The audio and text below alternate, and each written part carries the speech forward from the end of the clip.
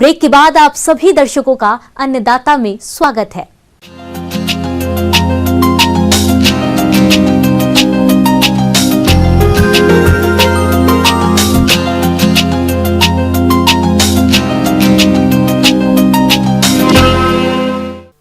प्रदेश के बहुत से किसान भाई अपनी आमदनी बढ़ाने के लिए खेती के साथ साथ बागवानी कर रहे हैं। इसी लाभ को देखते हुए जिन किसान भाइयों ने फलों के नए बाग लगा रखे हैं, वे इस समय कौन कौन से कार्यों को करें जिससे पौधों की अच्छी बढ़वार हो सके और आगे चलकर इन बागों से अधिक फलों का उत्पादन मिल सके, इस बारे में जानकारी दे रहे हैं बागवानी विशेषज्ञ डॉक्टर AK तिवारी।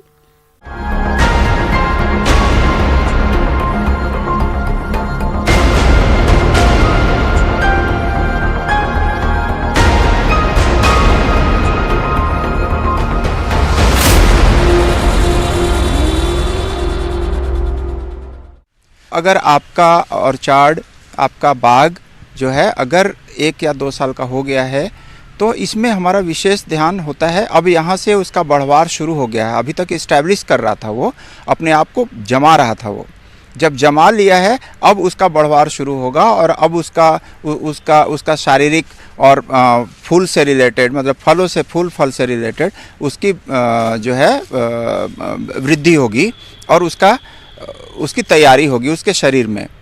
तो इसके लिए आपको पूरा समुचित देखरेख करना होगा।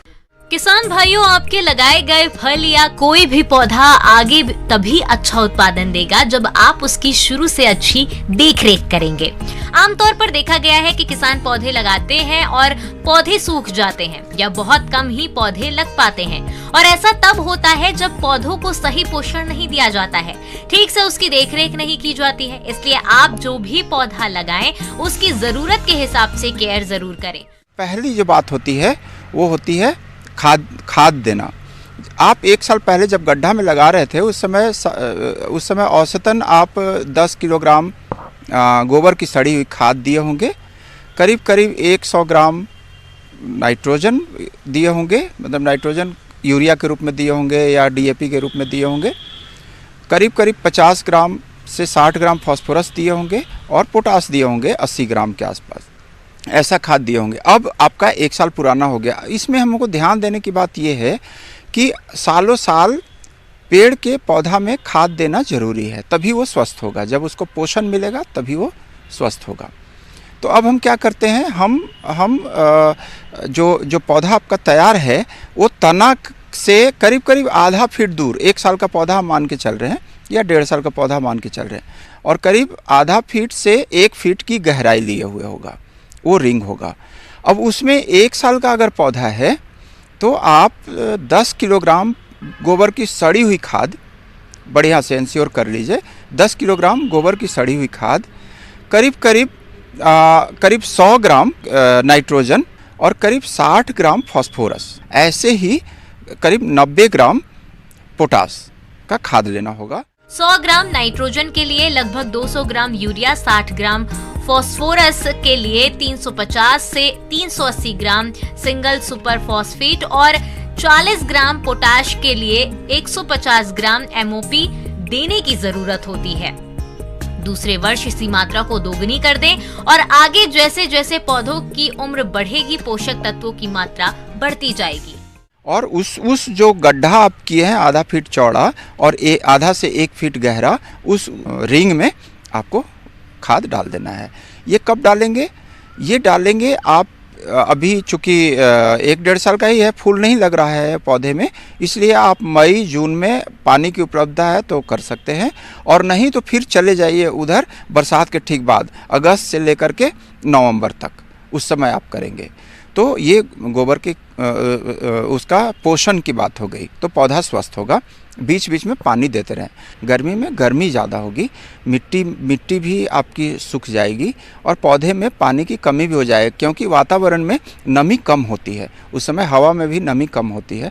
तो आपका जो आपकी जो ट्रांसपिरेशनल रेट है वो बढ़ जाता है, तो पानी का, शरीर से पानी का लॉस ज़्यादा होता है, तो उसकी भरपाई होना सुनिश्चित करना चाहिए। तो इसके लिए हम कहते हैं कि अगर आपके पास टपक सिंचाई व्यवस्था है तो टपक सिंचाई से सुनिश्चित करें कि कम से कम 5-6 दिन में एक बार उसकी सिंचाई हो जाए।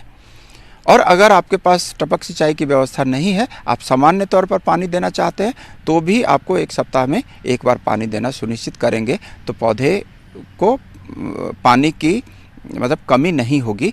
ये सुनिश्चित कर लें कि गर्मी के बाद बरसात आने वाला होता है, तो उस समय फिर खरपतवार, घास पात वगैरह बहुत ज़्यादा होने लग जाते हैं।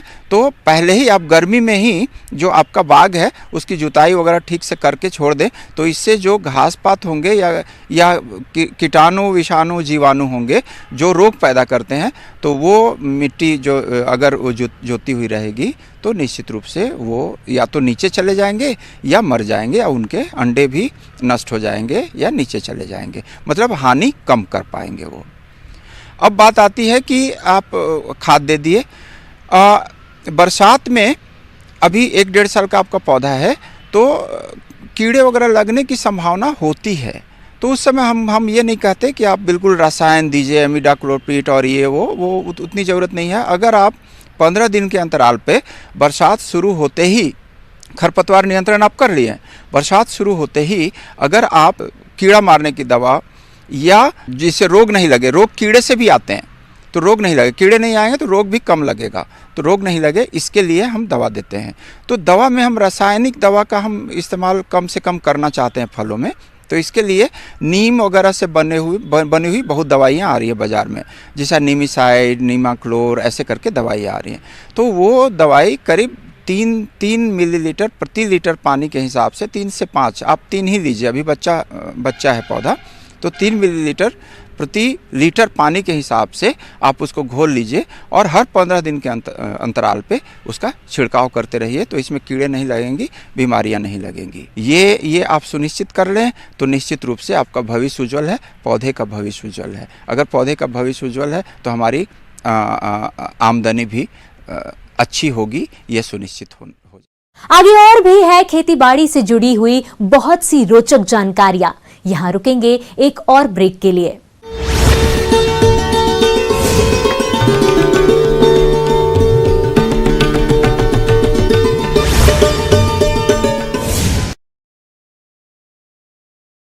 ₹100 प्रति क्विंटल की बढ़ोतरी